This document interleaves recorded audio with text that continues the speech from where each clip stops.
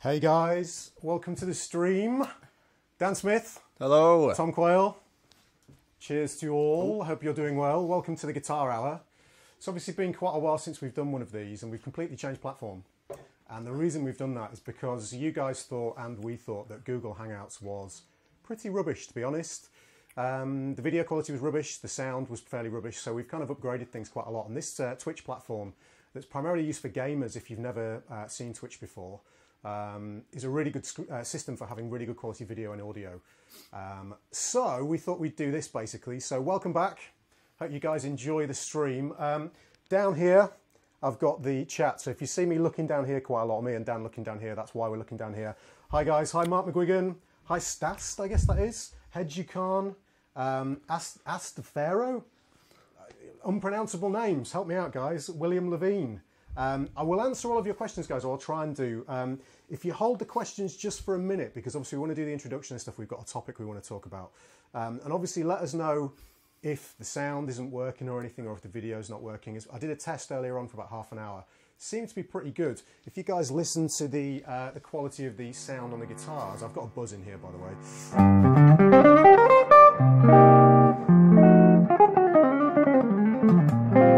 Quite impressive. I'm running through an Axe FX 2. Dan's also running through the Axe FX. We're both using, so we're both using the same amp. So you can hear the tones are working pretty nicely.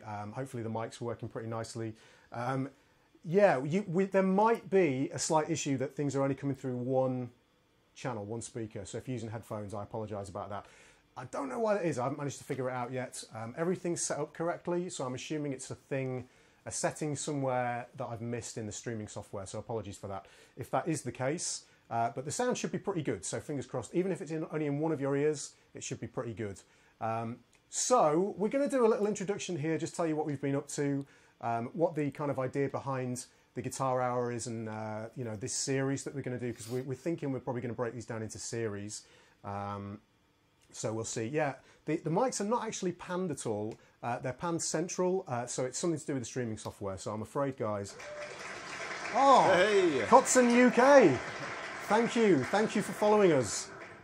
You'll see, if you've never used Twitch before, you'll see alerts for followers, and then when we finally get subscribers going and stuff like that, donations, that kind of thing, which we're not too sure about yet. We'll figure that out.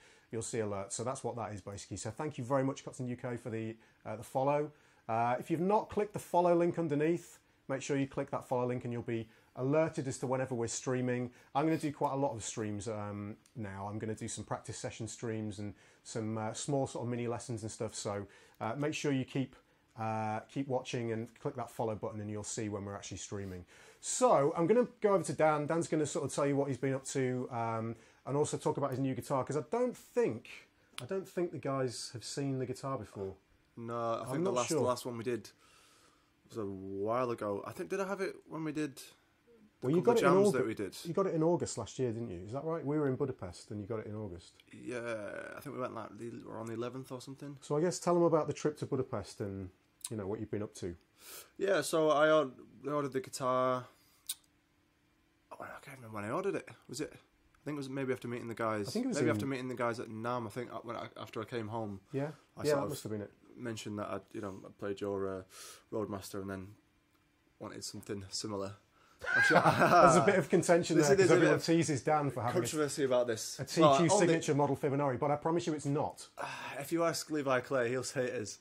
But it's kind of, I played that, and then obviously ordering a custom guitar from another country, you can't really be there and sort of touch all the woods and kind of.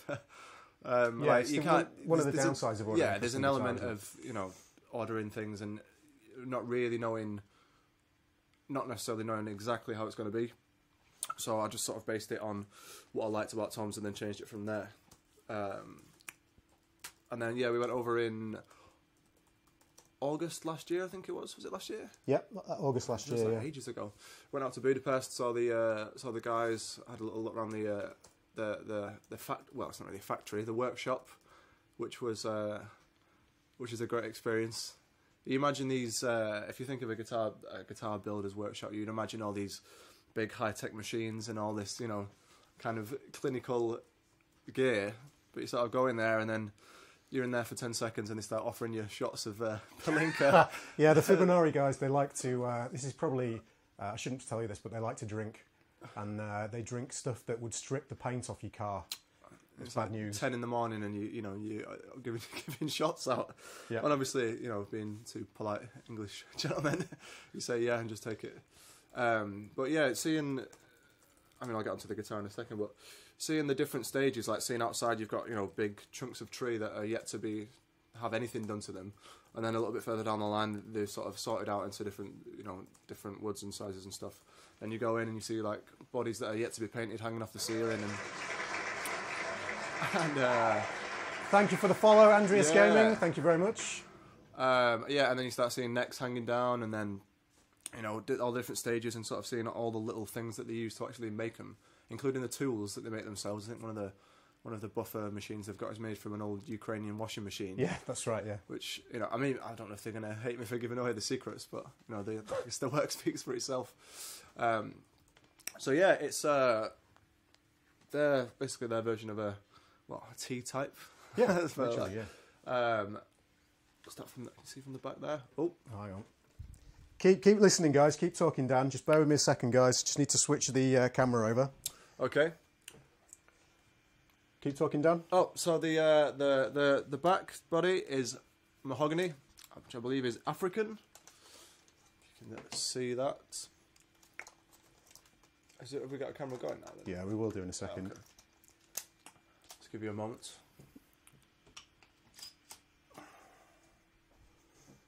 Keep talking, Dan. Tell them about the guitar. Yeah, so the back is mahogany. A little cover on the back, which I believe is made from what they make motherboards out of, which a friend of mine told me about, which is another strange, what's the word? Material they use. You can see it there. Beautiful. Beautiful wood. And then the top is maple burl. A lot of people that I go out and play this in front of think it's some kind of paint job, but this is actually the rot and the wood. There's parts of it where you can see into it. Like, that's when I was looking at it. Neck is Transylvanian maple, which is always good to tell people. And then rosewood fingerboard. Not too flamed on the back because I want it to be relatively stable. And then I've got the Fibonari F on the 12th fret. You can just about see that. Some people think it's a bow if I have it that way around. But pickups are... This is where it gets really funny. The pickups are... Go on, just say it. The Tom Quayle signature set. Yeah, they're the same, basically the same pickups that I've got in my Roadmaster, which you can see in the background there. So they call them the Tom Quayle signature set, but Dan... it's a kind of a bone of contention because we think it's amusing that he's ordered Tom Quayle signature pickups. But they stuck them in there anyway, and they sound really good. So just let them hear kind of tonal options. It's a neck pickup.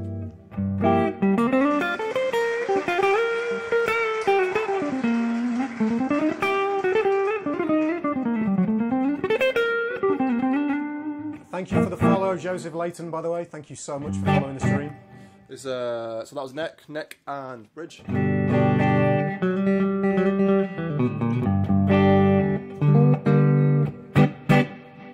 And then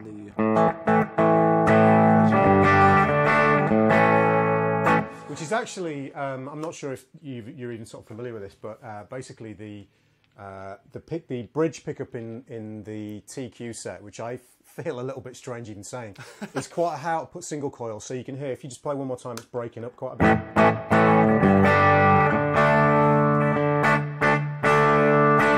Because that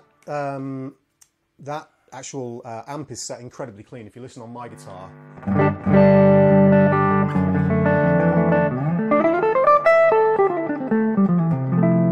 so it's pushing the front end quite hard, and as I say, we're using the Axe effects here for the sake of getting the guitar signal straight into Twitch for you, so it's as nice and as good sounding as possible, rather than faffing around miking up amps. But yeah, that's Dan's new guitar, and he's got the Fibonari. You might have mentioned it, but yeah. So there's I think push.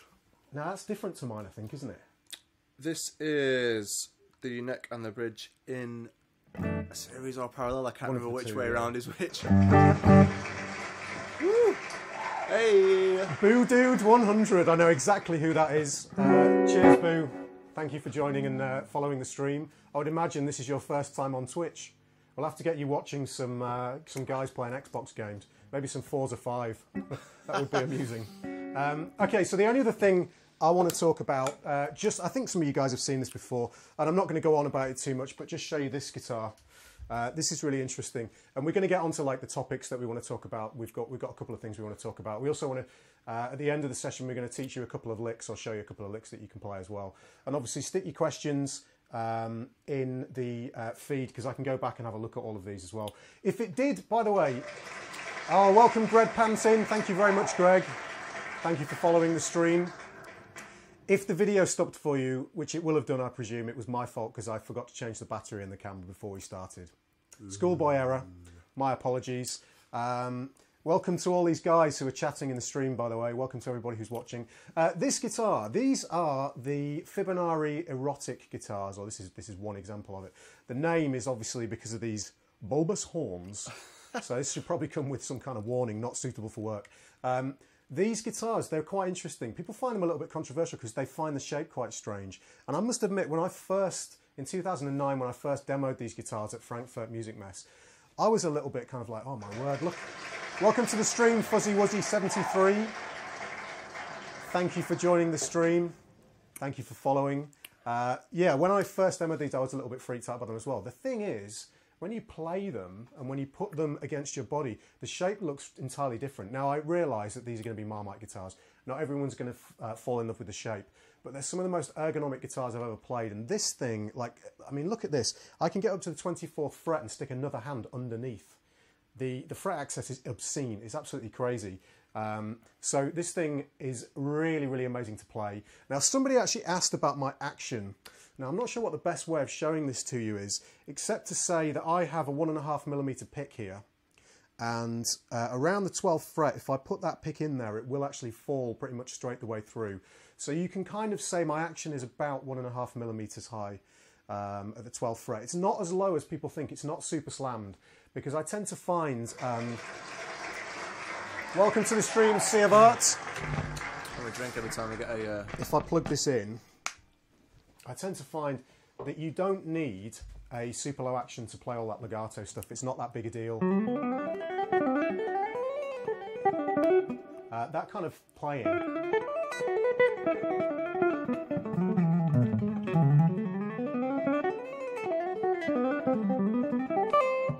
is not really a brute force and ignorance thing. It's kind of like, not that any technique is, but there's no brute force involved with it. It's very light, very kind of, it's all about efficiency. So having a lower action can help you a bit, but I don't like the way it feels when you're... some people accuse me of never bending strings, but I do bend strings quite a bit, actually. I just don't like the way it feels when the action's super slammed. I'm not a fan of that. So, yeah, it's just not something that I'm really into. I mean, I don't know where you set yours. I mean, I have mine like slightly higher than you. It's just things like string bends. There's nothing worse than going for that, sort of like power bend, and then losing the string and have it just like slip under your fingers, or not quite getting hold of it enough because the action's too low that you can't actually reach the bend. Yeah. Kind of, I know you have a pretty flat. Yeah, fretboard. Is that on all of them as well? Yeah, that's so standard. All of my guitars, I think, except, well, the hollow body does. I think all of them actually have either a compound radius. Now, Fibonari measure it slightly different. They measure it in millimeters instead of inches. But this guitar, I believe, is 16. The Roadmaster is also 16, I think. And then the S-shaped guitar, which is just over here, is a compound radius, probably around 10 to 14. So they're all quite flat when you get up to the top end, which helps a lot.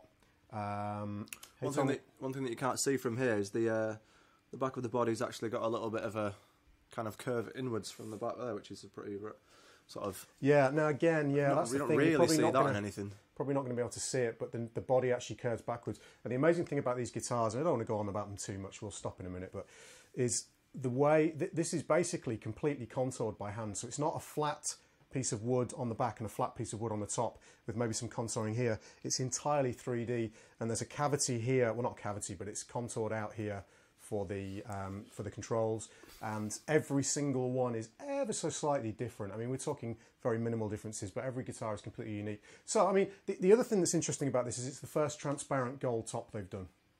which was a big experiment. We weren't sure whether this would work or not, and we actually had an email conversation where they said to me, listen, we'll do it, because I wanted it. I was really up for the idea. Me and Gabor, who's one of the guys that designs and makes the guitars, we were like, okay, well, I really want a gold guitar. And yeah, basically a gold erotic. If you're going to make a statement, get an erotic. If you really want to make a statement, get a gold top erotic. So we weren't sure if it was going to work. And what they said was they put a thin finish on and then sand it down if it didn't work. Well, I think it worked amazingly well. And Gabor actually said to me, we've basically made you a piece of guitar jewellery, which is pretty cool. And I think it looks amazing. What you're probably not getting, although you might do if I angle it the right way, is the detail in the top. Just like Dan's, it's got a burl top, but this one's poplar burl. And it's a very, very detailed top. It kind of looks like when you see, like planets and stuff, and you've kind of got all that sort of speckled and like an stuff going on. Kind of thing. Yeah, it's kind of cool. So enough about the guitars. I'm going to switch back to the hollow body. Now we do have a topic that we want to set you guys up for in terms of conversation, keep the chat going. While I'm actually going to let Dan introduce us. I'm just going to check some of the questions in the chat as well. But I'll let Dan introduce this topic, and we've got a few other things we want to do. But hopefully this will kind of get you guys chatting, and you can give us your opinions on this as well. So I'll let you introduce what you're sort of wanting to talk about. Yeah, so we thought for each one of these, we're going to try to get like a sort of umbrella topic, or maybe even a question involving guitar playing to sort of discuss. And hopefully that it's not just me and Tom talking, it's you guys talking between yourselves and talking with us and trying to create a bit of a sort of back and forth community kind of thing. That's the main reason for doing it, really, is the interaction, which, as we said, it was a little bit awkward to sort of do that through the Google Hangouts. Yeah. So this week we're going to go with sort of the current guitar scene, so what it's like to be, either a guitar player sort of picking up the guitar for the first time now, in 2015, or a guitar player maybe trying to work, or a guitar player trying to, just generally get better, and everything that's involved, with things like the internet and such. Can't see that. Thank you, Criminal, for following the stream. I think that's what that is. All right. Cheers every time somebody follows. Absolutely, cheers. Sorry, Dan. Yeah. So, the current scene with, obviously there's perks to the way the internet works, and there's also, is it a bit overwhelming? Is it more useful? That kind of angle. So where do you think we should start from our point of view? Let's start with this. A lot of people say these days that it's the best time or an amazing time to be a learning guitar player, and I totally agree. I think it's a fantastic time to be a new young guitar player. If I think back to, and this is almost a cliche now, but if I think back to when I was learning when I was 15, so we're talking I started in 1995, 96. I think I was already quite lucky because I had resources like Guitar Techniques magazine and Guitarist magazine. So my teachers at the time, and I learned a lot up until the age of 18 from magazines primarily, and from learning records, were guys like Guthrie Govan, Dave Kilminster, or Dave Kilhamster, Sean Baxter, guys like that, basically, from the magazine. I think there's a lot of guys of my age out there who had those kind of resources. So did you have a teacher in the early days? I was just... Not in the early days, no. Thanks for following, Toshi1234. Cheers. Back in the early days, I didn't have a teacher at all. I did actually end up with a teacher, but I think late 17, 18, maybe 18, 19, for a year and a half. A very, very good teacher as well, a guy called Graham Young from Leeds. Very, very good teacher and very good player. That's why I tune in fourths now, because of him, because he showed me fourths tuning and I thought he was fantastic, so I tuned in fourths. So I don't imagine you are, but if you do see this at any point, thank you, Graham, very much for all the help you gave me. But up until that point, for those first 3 years, my tuition was basically Guitar Techniques magazine, which I say, Guthrie Govan, Dave Kilminster, Sean Baxter, Lee Hodgson, all of those guys. So it doesn't get much better than that. But the resources were fairly limited, which I actually think is quite a good thing. Too limited is not good, because obviously you don't have enough information, but having Guitar Techniques magazine, and there are a couple of others around, but that was the one I was subscribed to, and I used to get really excited every time it arrived. and I'd digest everything from front to back. If you studied that and studied like my Christmases and birthdays were basically I'd get, you can see the Passion and Warfare book down there. That's topical for today, as you'll find out later on. I would get a book like that, and that book is probably 14, no, more than that, probably 16, 17 years old now, that book, and it's been used from front to back many, many times in the past. So I would get this information and I would digest it, but that was all I had.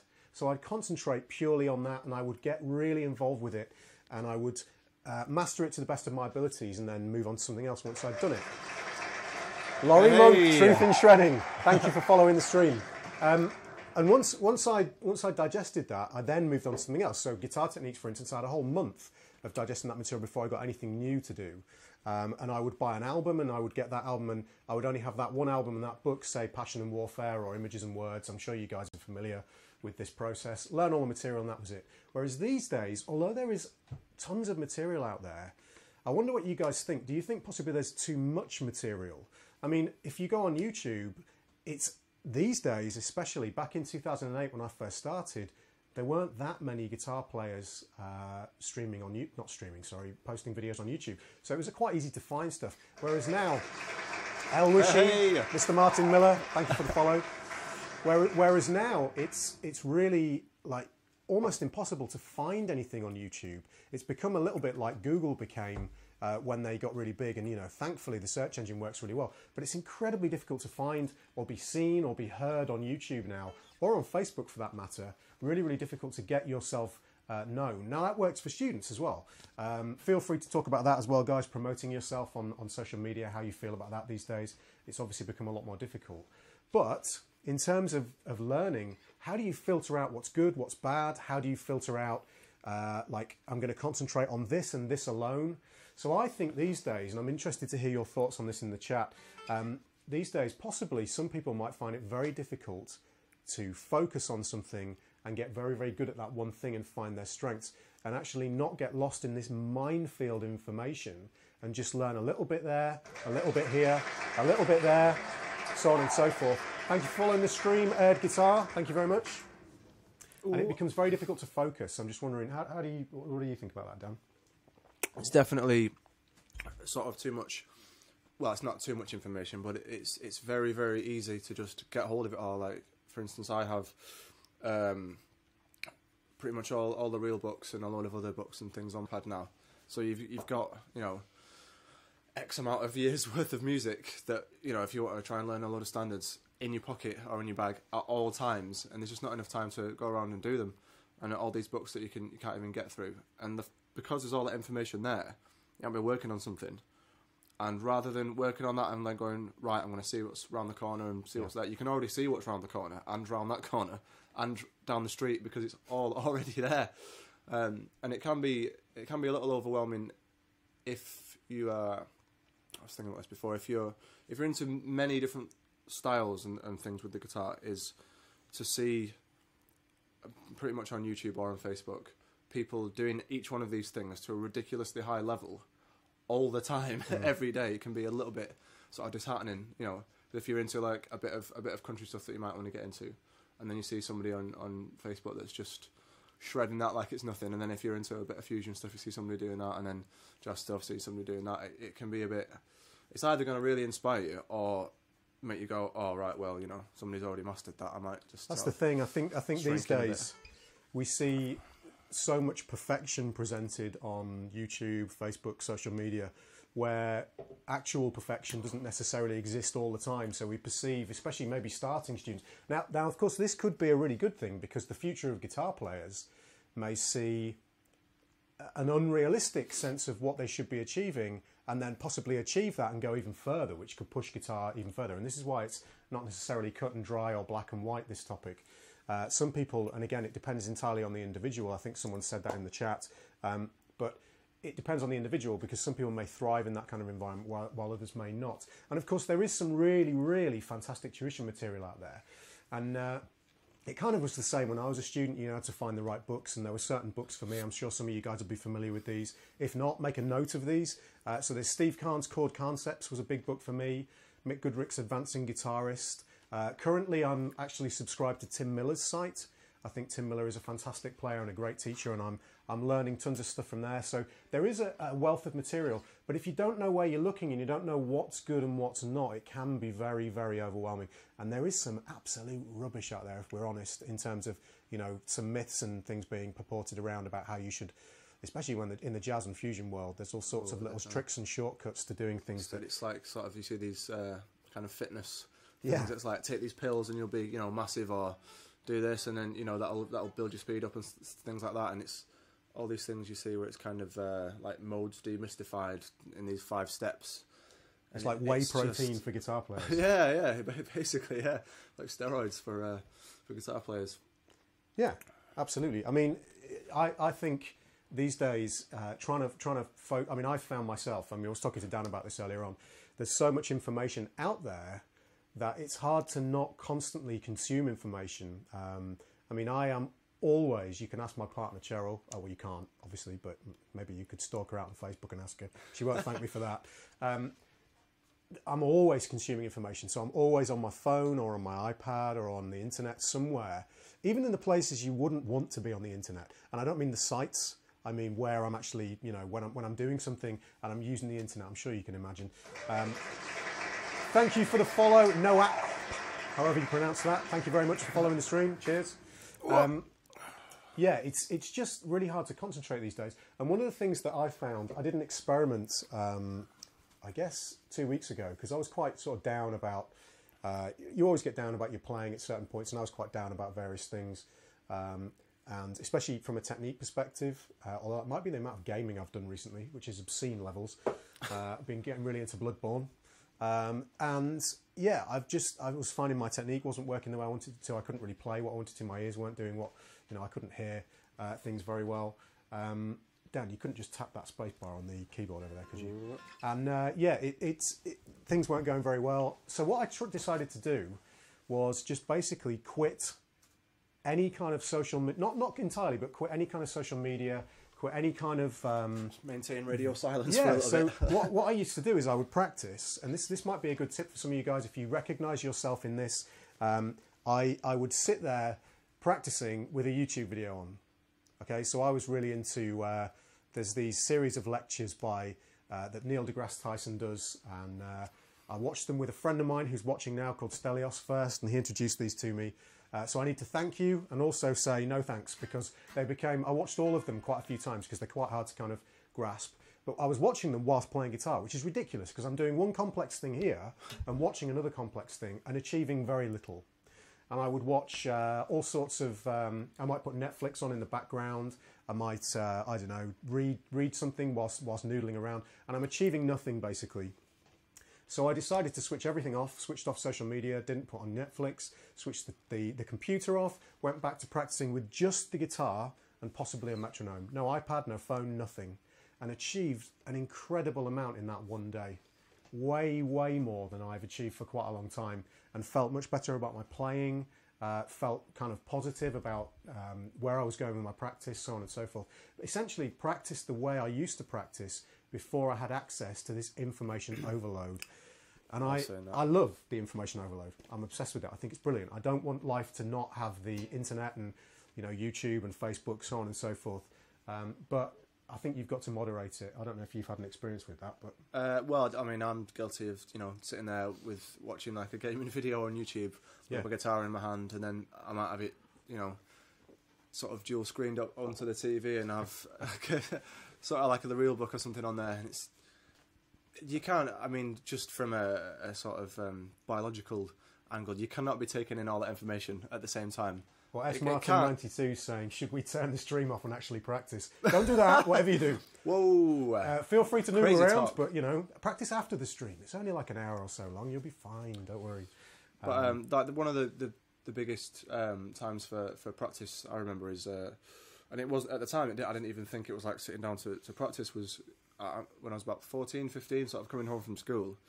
And you've got, so say, get home from school at, what, 4-ish, maybe 3:30. And you've got till 6, you know, till your tea's ready or whatever. And you've got like an hour and a half, 2 hours that you can just sit there with your guitar and just play because you want to play, and you just get better through playing without any other sort of distractions and things like that. But it's definitely too easy to have everything on the go, have a phone there, you know, iPad, and then this, and then this, and then this. Not really get anything done. The thing is, I've talked to a close friend of mine, I won't name him, he might be watching the stream, about this, and you get addicted to it as well. So you can be practicing, you know, whatever you want with the best will in the world. You know, you might be practicing something technical or something theoretical, which is the worst. If you're trying to practice something that's kind of engages the brain as opposed to just the muscle memory, then it's the worst. You get addicted to the feeling of having something on in the background.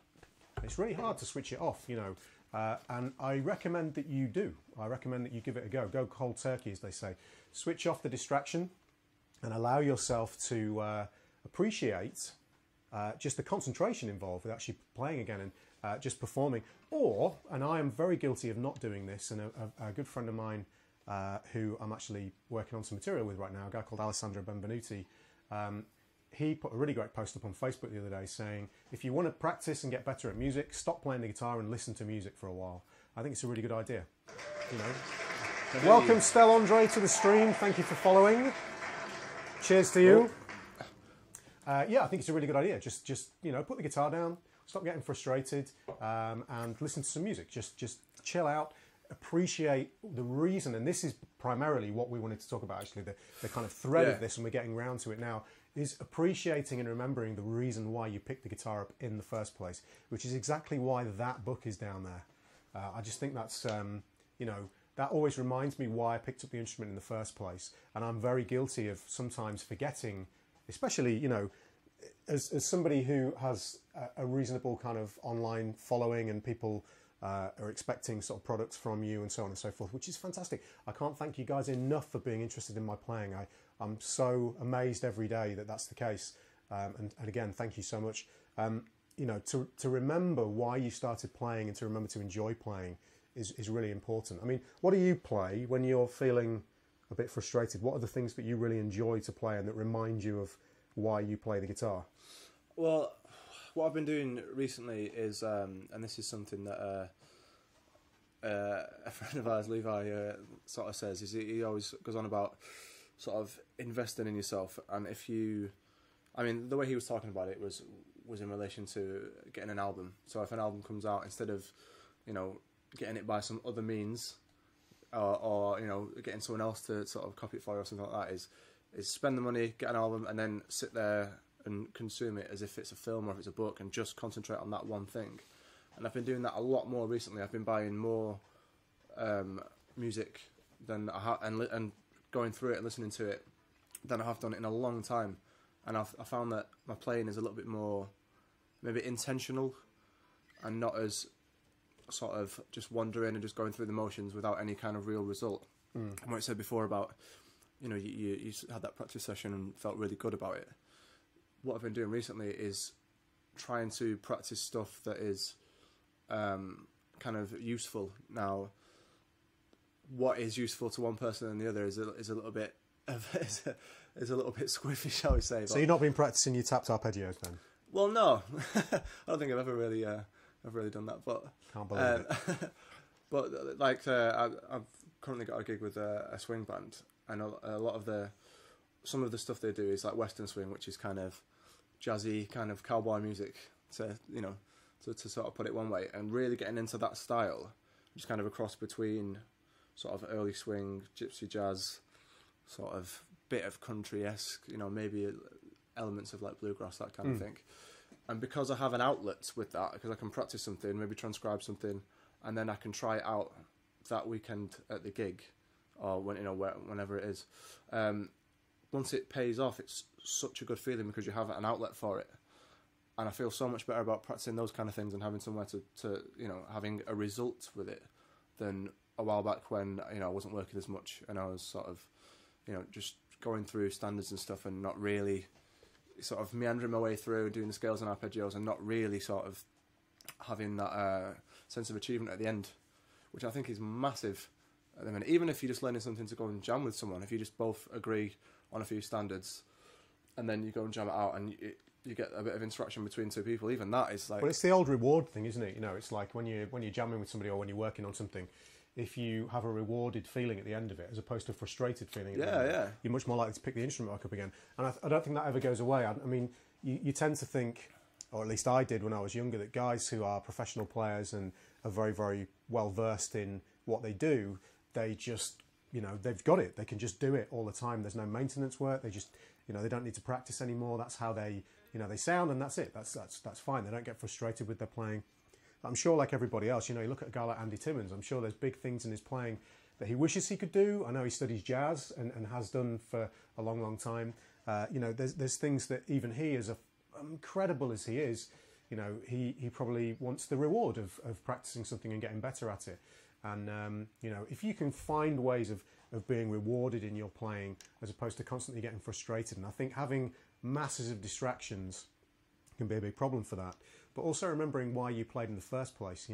That excitement of picking up the guitar is quite hard to maintain after a while, and I certainly struggle with that quite a bit. So try and remember why you play the guitar. I think that's really important. Go away and listen to whatever, either an album or whatever you were listening to when you first started playing, or something that made you pick up the guitar. How am I going to pronounce this one? Welcome to the stream, Anne Kerneru, I guess. Cheers. Thank you for following. So if you just go away and listen to whatever it was you were listening to when you first started playing, however old you were, or, even that one song or that one album, and just try and... I mean, it might not even be what you're into now. I think the first albums... the first album I actually bought for myself was Fire Garden, which is... that's Steve Vai album, but before that I think I was listening to... I think I got given... the Guns N' Roses discography off a family member at the time, just sort of handed all of the discs, and that was, at the time I thought that was it. I thought that was guitar playing. Now that's not necessarily what I'm into now, but I might do that this week actually. It's just go around and listen to Use Your Illusion 1 or something. Absolutely. I mean, try and get that feeling back. That's the thing, I think those things can still be exciting, and I'm a little bit inspired actually to go through that book again. I probably won't be able to play any of it anymore, but I'll give it a go and see what happens. Maybe it'll lead to some frustration, who knows? Because I used to be able to play the vast majority of it, but probably not anymore. But yeah, I mean, again, just wondering, what you guys think. I can see there's lots of active chat going on. That's what we want. That's what this is about, really. Jordan, welcome, Jordan Perks. Thank you for following. I know Jordan very well. Jordan's a good guitar player. So yes, I mean that's the topic. You guys can continue talking about it. We think it's quite interesting. It's kind of a challenge these days for guitar players. The other thing that's really interesting is how you promote yourself these days, because I mentioned this earlier on, but Facebook and YouTube are totally saturated now. It's incredibly difficult to promote yourself. And I wondered what your experiences are with this, because I certainly got into that game before it had become oversaturated, and it was a very useful tool to me. I wonder whether you guys think it's useful anymore. We all know it's incredibly difficult to get your posts seen by anybody. Welcome, Demoxys. Thank you for joining the stream. Cheers. It's incredibly difficult to get your posts seen by anybody. I wonder if anybody's got any experience with that, any stories. Feel free to hook up with us on Twitter as well. We'll probably set up a Facebook page or something. For this as well. At the Guitar Hour is the Twitter. I should have mentioned that earlier on, but you can ask some questions on there as well if I don't get, because I won't be able to get around to everything that's on the chat window here. I'm trying my best to kind of see what's going on, but it's quite tricky whilst doing the show as well. I mean that's pretty much our topic of conversation. We've got to watch the time because these things go by really quickly. Dan actually has, now this is really interesting. Dan has this insane game that we're going to play. This really interesting thing. And you guys can take part in this as well. If I know the answer, I'm going to hold back and let you guys try and answer on this. This should be quite interesting. We're going to do this, and then basically we've both got... we might maybe think of a couple of other things to talk about, but we've both got a couple of licks we want to show you as well. I want to give you something you can go away and actually practice afterwards. And when we've done these licks, we're actually going to put the tab up on... We'll be on the Twitter, I guess. For you, so probably you Facebook as well. Yeah, Twitter and Facebook. Yeah. I'll set up. We haven't done it yet, but have we? Have we got a Guitar Hour Facebook page? No. We haven't, so we'll set that up. We'll stick that on there as well. I think in the meantime, we'll both stick it on our personal pages as well, and then we'll set the Guitar Hour up. So Dan, explain the game. This is insane. Well, a while back we did the whole can you recognise a player off the one note thing. And I thought, I didn't think people would be into it, but there's quite a lot of people that were like, yeah, I got 9 out of 10 and all this kind of thing. I don't know if you guys remember that. We did a game. Well, last show? I think it was like the second. I think we did 4. Oh, was it? The second Okay. one. I mean, I can't remember which one it was, but so there's that whole thing of people talk about BB King and they go, oh yeah, you hear one note and you can tell it's him. Get well soon, BB King, by the way. He's in hospital, isn't he? Is he? Oh, right. Yeah. Blimey, it's not been a good week. Joni Mitchell and BB King as well. Hey, be careful out there. Where was I? Oh yeah, so people say, oh yeah, BB King, one note. You can hear, you know exactly who it is. Welcome to the stream. He's to best. Thank you for that. Or Hester Best, whatever. Thank you very much. So what I did is I clipped one note with vibrato of each of these players and then just sort of put it into a little playlist and I was playing them and seeing if you could... Did I actually give you the list? I can't remember. Did I give you the list and you chose yeah, you from did. the list? You gave me the list and then I had to choose. And I think So I you just did matched quite them up. badly, if I remember rightly. How many did we do? About 8, I think. Yeah, and I think I got about 3 or 4. 3 or 4, yeah. Some of them are really obvious. I say some of them are really obvious. Like Kirk Hamlett's quite obvious. Yeah. But there was a couple like... Let's not get into that. I No. got hammered on Facebook last time I mentioned Kirk Hammett. I just said you can just tell them about. But one of them was like Derek Trucks, which is not as obvious. It may be if a few phrases, yeah, but one note. Anyway, so for this one, what I've done is we're going to play pick up or pick up. So Good luck with this, guys. Good luck. there's 8. Wait, is there? No, there's 10. There's 10 on here. Make sure I can't see them. No, I don't want to you won't be able to read my writing anyway. Okay, fine. So I've got 10. I've got five pickup trucks and 5 names of pickups. So I'm going to just tell you the model, and you have to say pickup if you think it's a pickup, and truck if you think it's a pickup truck. So it's either going to be a pickup or a truck. Yeah. I can't imagine that the names are that similar, but we'll find out, I guess. All right. So he's going to ask the question. We'll probably have no responses in chat to this because no one understands what's going on. Nobody cares. But yeah, say whether you think it's a pickup or a truck. I'll leave it a few seconds. Don't you start doing that, Stelios. Pickup. Stelios always has a go at me because I say pick up instead of pick up. I apologise. So thank you for that, Stelios. Or Infernal GR, as he is there. Okay, right. So let's see what happens. So the first one. He's got sound effects and everything. Oh, this is going to be great. So, So if you get it wrong, you're going to hear this. I don't know if you can hear that. You can hear that on the stream. Well, welcome to the stream. Try to read this quite. I'm intrigued to know who that is actually. It's not Jason, is it? It sounds like. Yeah, it probably is Jason. Sounds like Jason. Probably is Jason. Yeah. So if you get it wrong, you hear this. And if you get it right, you hear this rather unsatisfying. Yeah. That might need to be closer to the mic, to be honest. Put it under here. So we get a ding or a Wookiee noise. So Wookiee is wrong, ding Wookiee is bad, correct. ding good. All Let's right. see what happens. First Here one. comes number 1. Pick up or pick up? Or pick up? Pick up. Pick up or pick up? Lightning. Lightning? Yeah. Okay, I generally don't know the answer to these guys. So lightning. I need to give you a little bit of time because there's a delay in the stream. So when I see a few coming up on the chat, I'll answer the question. Although I would imagine we won't do this for all of them because it's going to take forever otherwise because of the delay in the stream. Right, so we've got people saying it's a truck. And I'm inclined to agree. Trust the stream? Nothing like a bit of serious guitar input, absolutely. Right, so yeah, truck. Hey! This might be too easy. We'll find out. All right. All right, next one. Cruiser. That sounds like a pickup. I think. Wait. I think a cruiser is a pickup. Oh! 2 for 2. So, Doing well. Cyclone. Cyclone. Yeah, other people have got number 2 right as well. Right, Cyclone.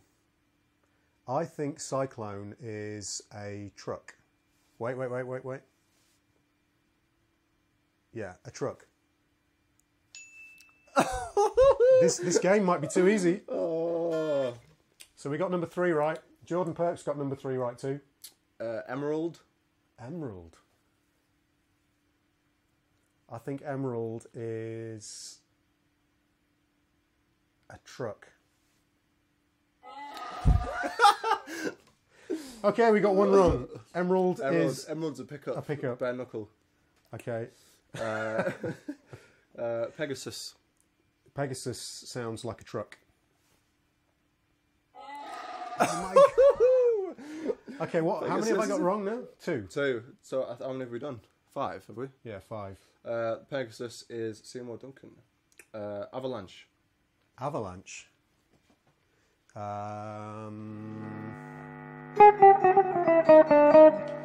I think Avalanche is a pickup. It's my a God. truck. Okay, fair enough. Chevrolet. This is actually a little bit harder than I thought it was going to be. I'm glad I'm catching you out. It'd be boring if you got them all right. Absolutely. That's a Chevrolet Avalanche. Right, okay. Very American.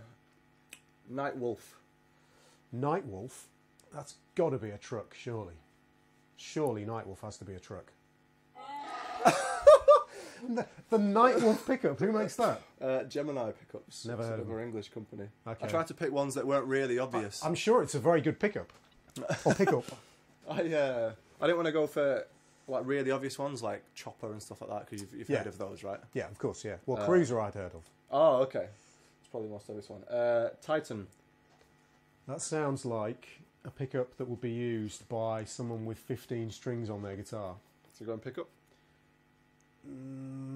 For that very reason, I'm going to go truck. Oh! Yes. Nissan Titan. Nissan Titan. Yeah. Something about those two words doesn't I go just together. quite. for me. I No, don't think anyway. Nissan made cars that big. Welcome to the stream, Fergus Vickers. Thank you so much for joining us. Welcome to the Guitar Hour. If he's just joined in now, he's going to have no clue what's going on. That's all right. All right, Iceman. Iceman is a... Oh, now then, there's an Iceman guitar. Now, I think that might be a pickup. Yes. And is it from the... Bulldog pickups. Yeah, okay, fair enough. Uh, How many of these have we got, by the way? I've got one left. Okay, good. Yeah. Raptor. Raptor? Yeah. That sounds to me like a truck. Oh! I totally wasn't keeping score. I don't know how many that was. I think I got 4 wrong. I could be wrong, but I think I got 4 wrong. I wonder how many of you guys got right. We won't do that every week. Don't worry. We'll have an interesting kind of thing like that every week, but it won't be that game. It was crazy. 6 out of 10. It's not bad. So yeah, I wonder how many of you guys got right.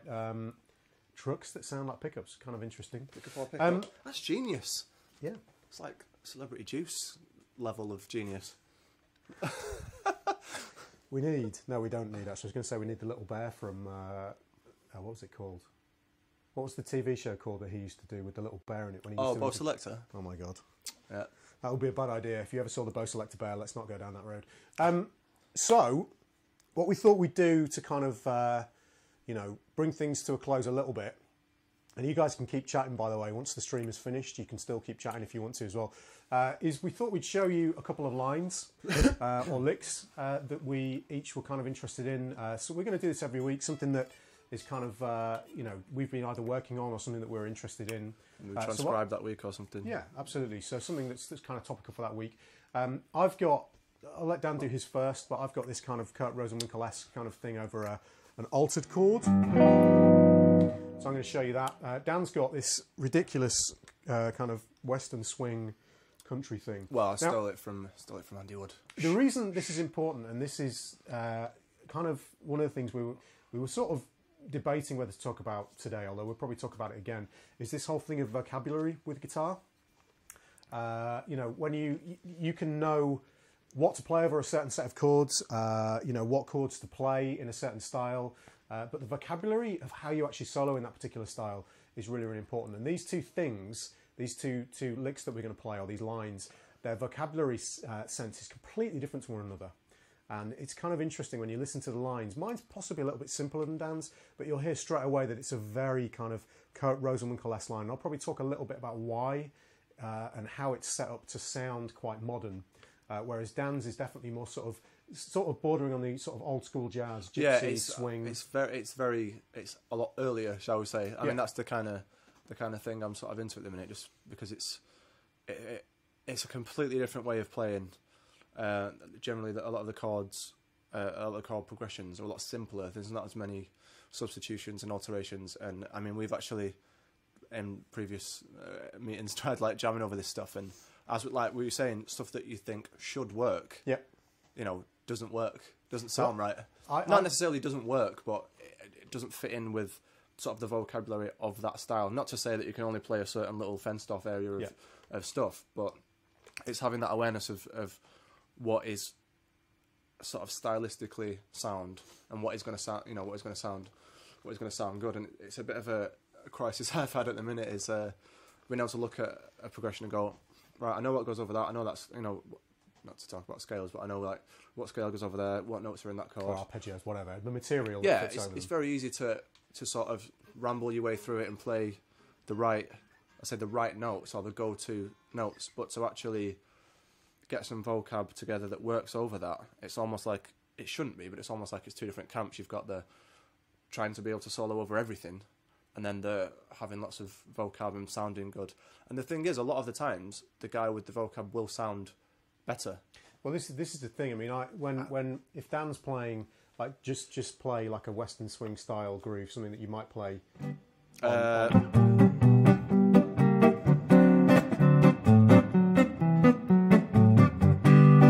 Which is essentially just G and D. Yeah, G and so D7. when that's in the key of G, like I know how to play in the key of G. I can play. Oh, sorry, I can't today, obviously. But I don't have any vocabulary that fits over that. So when I play that stuff, I sound like a complete novice. Even though I know exactly what's supposed to fit over it, it's just not working for me at all because I've never studied the vocabulary.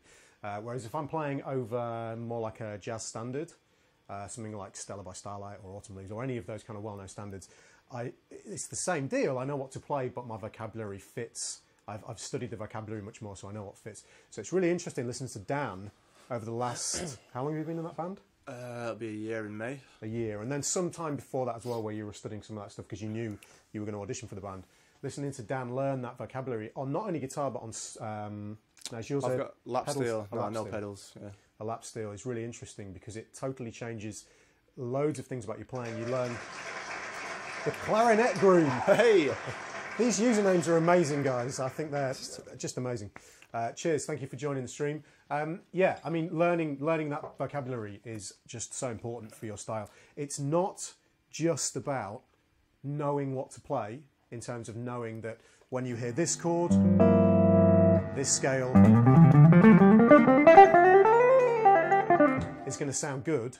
It's about knowing the vocabulary that fits with a certain style. You only get that by studying and studying and studying, transcribing, listening to the music, so on and so forth. So all of that roundabout thing is just to show you, have a listen to the different sets of vocabulary that's going on here when we do these two licks. Mine's relatively simple, Dan's is more complex, and you would expect the more modern lick to be more complex.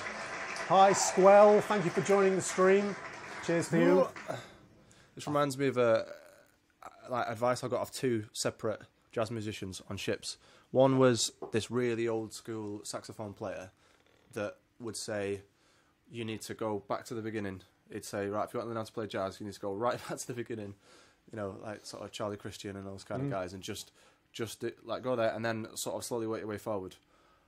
Which I'm kind of doing now, because the kind of style of the band I'm in is more that kind of vocab. And I'm actually enjoying it loads because I can hear it a little bit better than trying to like listen to some kind of Kurt Rosenwinkel stuff. Yeah. Which there's another point which we might get into another day, but the thing of knowing where you are and being ready for a certain. Sorry. No, like knowing where you are and knowing what you're ready for. I think you've mentioned another time that you bought an album or bought a book and you was like, yeah, I got that when I was 23, but I wasn't ready for it. And you came back to it, however many years later. But I've got some books in there I'm not ready for now, and I'll probably come back to I'm serious, actually. I'll probably come back to them later on, yeah. Yeah, it's sort of knowing what you're ready for. And there's stuff that I was getting thrown at me at university that I'm just being interested in now. And you can't really, like the augmented scale thing. I think we talk about that on stream or before stream. No, I don't think. No, we talked about that before stream. But you can talk about it if you want. Yeah, I mean, there was a time where I was listening to a bit of the Kurt Rosenwinkel stuff and Jonathan Kreisberg, and that sound, that sort of augmented scale sound, which do you know what I demonstrate that sound? It's like you're not as soon as you hear it, you're like, oh yeah, it's those guys again. What is that? A potato and another potato. Where are these names coming from? A potato and another potato. Welcome to the stream. Is this Jason Wilding signing up with multiple usernames? But no, thank you very much for joining the stream and welcome.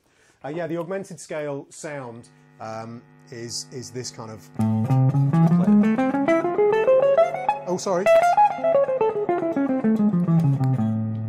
Now, the actual sound is basically 3 major triads stacked in augmented intervals, so in major third intervals.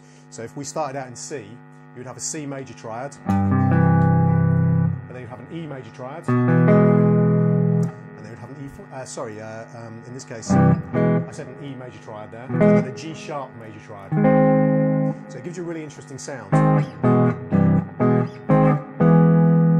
It's it's sort of like, a lot of film composers use it because it gives you, like, imagine sort of the darker transitions in Star Wars, that kind of a sound. It's a bit off the Goonies or something. Yeah, and if you can use it in a. Do you want to play a C major? Yeah, you can play a C major. So this kind of.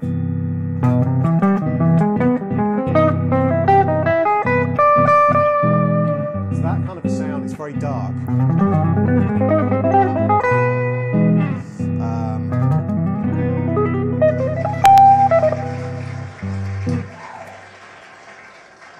Dating Tom Quayle. Crazy username. Why would you want to do that? Welcome to the stream. Thank you for following. Now that sound, both of Dan and myself have kind of fiddled with it a bit over the years. Over the last year or 2 years. Yeah. For me, maybe a little bit longer, maybe. But it's not something that you get to use a great deal. So spending a huge amount of time on it is kind of, not something either of us have ever done. Because we don't find it massively rewarding because we can't use it. It sounds great. It sounds great when they do it. Obviously, it's incredible when they do it. I mean, those guys. Listen to Jonathan Kreisberg, Rosenwinkel, Adam Rogers, all the guys who are like the modern sort of, like the Stephen Hawkings of jazz, basically. Yeah. Super high IQs. Those guys. Listen to them, and they've got that kind of sound really down. And if you want to experiment with it, you can use it on a 2-5-1, and if you play it on the 1 chord. Try this little trick, and I'll show you this really quickly, and then we'll do this. Sorry for the buzz. We'll do these licks, just so you can experiment with it. If you play your 2, let's say in the key of C, D minor 7 or D minor 9. I will talk about the album. I promise. I will talk about it. In fact, I'll do it after this. So D minor 9, and then your G13 or G7 of some description. I'm going to play a G13 flat 9, and then on the final chord, the 1 chord, if you play a C major 7. But flatten the 3rd, so you get a C minor major 7. And this little inversion here, now I've got let me just roll my volume down so you're not getting the buzz. I've got my 3rd finger on the G on the 3rd fret of the low E, my 2nd finger, my 3rd finger on the C at the 3rd fret of the A string, my 1st finger on the 1st fret, or the E flat of the D string, and my little finger on the B of the G string at the 4th fret. So 3, 3, 1, 4, going this way, and you get this sound. It's basically a minor major 7 or a C minor major 7 in the 2nd inversion. Now if you then bring the 1st finger up a fret on the D string to the note E,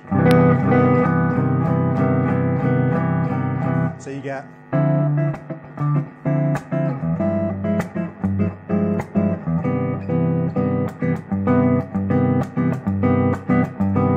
now the cool thing about the augmented scale, welcome Exodus 1307, thank you for joining the stream. Cheers. The cool thing about the augmented scale is it contains both the minor major 7, C minor major 7, and the major 7, C major 7. So when you get to that chord, if you play the C augmented scale, I'm not going to teach you the scale now, you can find it on the array of information that is the internet, as we talked about earlier on. So you get this kind of sound. Sorry. That's the wrong scale, don't play that scale.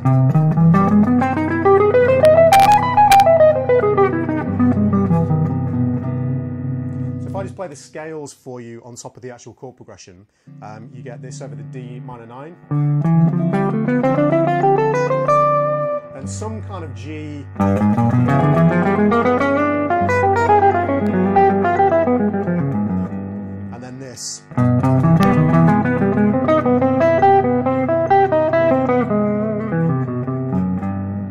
It's kind of an interesting sound. It's not the one that's part of my vocabulary massively, but it is an interesting sound over that C minor major 7 rising up to the major 7. So, hope that's useful.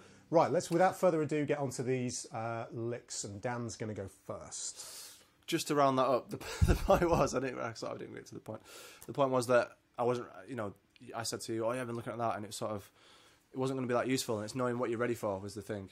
It's, you know, there's no point sort of trialing away at stuff that you might not ever get to use, or that you might practice for 6 months, never use, and then lose it again.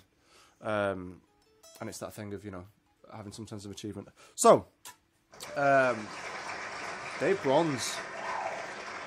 Dave, welcome to the Hello, stream. Dave. Well, Dave's been here for a while, but thank you for following, Dave. Thank you very much. And cheers. So, whoa. And Pat Dion, it's all go. Thanks, guys. Thank you, Pat. So the little quick lick that I'm going to show you, we're going to tab these out and put them on Twitter, Facebook, so we're not going to explain them massively, is something I stole from Andy Wood on his, it's the first track on his album that he just brought out. It's called Everybody Loves You, the song. And it's an A, can I do it as a 1 going to a 4, so A going to D, or you can cast that as a 5 going to 1 if you're in D. So the lick goes like this.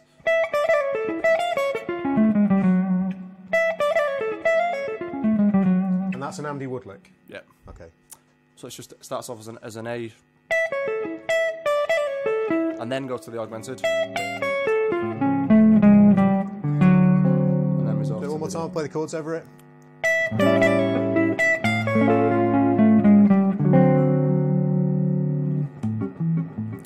That's it. Okay, cool. But he does it at, you know, the speed of it is. And he plays it on an acoustic. He picks every note. So the tab for that will be online. You'll be able to get that at Twitter. And, Twitter, yeah. At the Guitar Hour. I'll stick it on my Facebook page. You stick it on your Facebook page, yeah. and we'll get that Guitar Hour Facebook page. You know, the one for the actual Guitar Hour sorted, so you guys can see that on there as well. I'll probably do that tomorrow. Okay, so and I will talk about the album. Don't worry. And also, I've got a question from Guitar Dude 8, which I will try and answer as well before the stream finishes. Welcome, Meccano92. Thank you for joining the stream. Thank you very much. So, my line is not necessarily an actual Kurt Rosenwinkel line, but the reason I picked this is it kind of juxtaposes against Dan's line because it's much more modern sounding. Still fits in with a kind of jazz context, and it's more of a concept than it is a line, but I want to give you guys an idea of how it sounds and why it sounds more modern. So again, I'm not going to teach it specifically, although I'll go through it a little bit more, but you'll get the tab as well. Now this fits over a G7 altered chord. Now the altered is when we've got a G7, but we've got like a sharp 5 or a flat 5, a sharp 9 or a flat 9. Any of those notes, any of these voicings, these kind of dark sounding chords. And what it does is it relies on playing all of the altered notes, so the flat 9, sharp 9, flat 5, sharp 5, okay? So the line goes like this, if Dan plays the chords. Thank you, Cody T. Johnson. Maybe I need new glasses, I'm struggling to see some of these names. Thank you ever so much for following the stream. So there's the chords, Yep. Here's the line.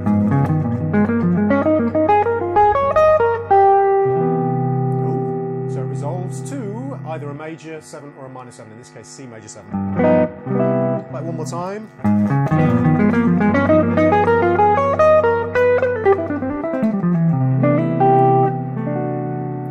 Funny one to hear if you've not got the backing, because if you play it without, it just sounds like you're playing a pentatonic line. It does. The actual line itself you could think of as coming from B flat minor pentatonic. Although when I play it on its own now like that, it doesn't necessarily sound like the same lick because you were hearing it in the context of the G7. If I play the B flat minor pentatonic over the G7 altered,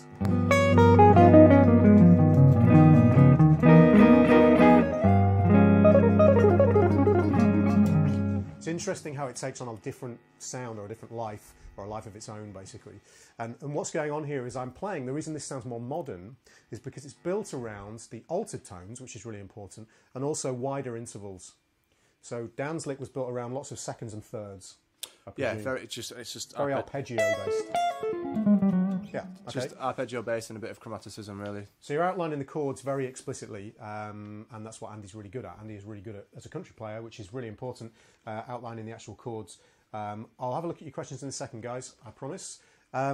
Whereas this lick is much more ambiguous in its sound. It would fit over all sorts of chord types. In this case, when you play it over the G7 sharp, well, any kind of altered dominant chord, so sharp 5 I'm playing here, you get the flat 9. You get the flat 5, the sharp 5, and then the sharp 9. And then when we do it here, we get the sharp 5, the flat 9, the sharp 9, and the flat 7. And then all we're doing is playing up an octave. Then again, and then we're resolving it to C major 7. Or you could resolve it to C minor 7, which I'll do here.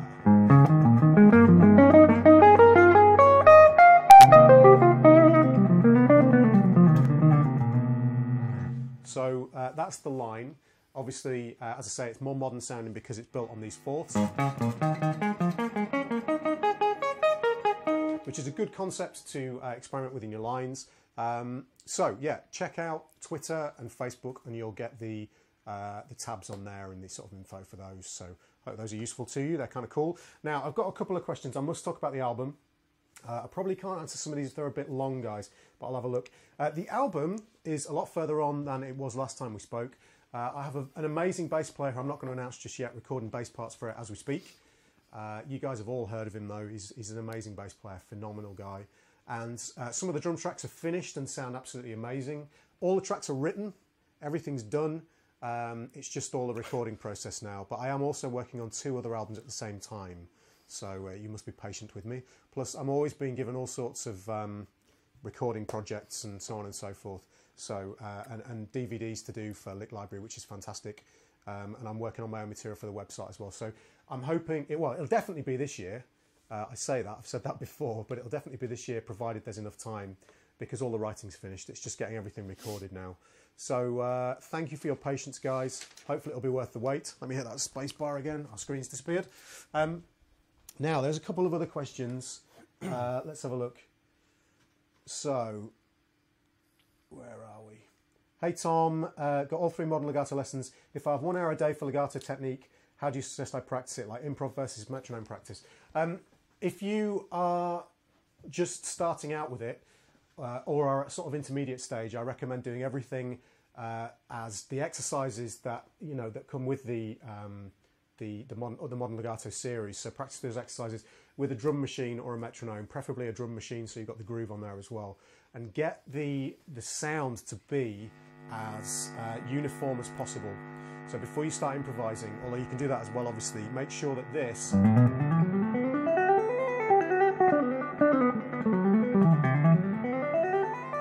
is very, very uniform in terms of the actual dynamics.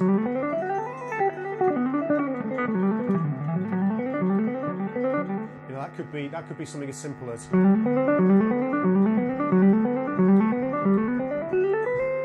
very, very simple scale-based practice, making sure the thing is very uniform in terms of the dynamics. So you're not getting that kind of effect, basically. And then later down the line, when you feel the technique is very, very comfortable and everything is working in terms of the sound, then you can start improvising with it. But definitely get the technique down first, especially if you've only got an hour a day. An hour of that a day, you'll be nailing it very quickly. I think Mark has answered Dave Bronze's question about the augmented scale. It's not the whole tone scale.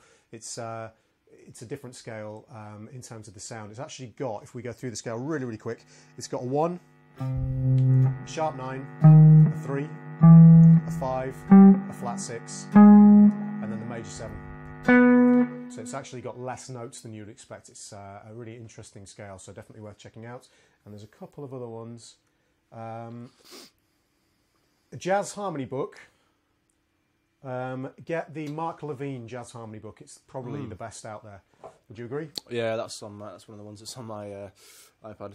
Mark Sometimes Levine, called the Jazz Piano Book, is it? No, it's it's two different ones. It's a different book. Ah. It's the same author, but they're different books. Oh, all right. So the Jazz Harmony book, or I believe maybe someone will correct me, but I think it's the same. I think it's a different book.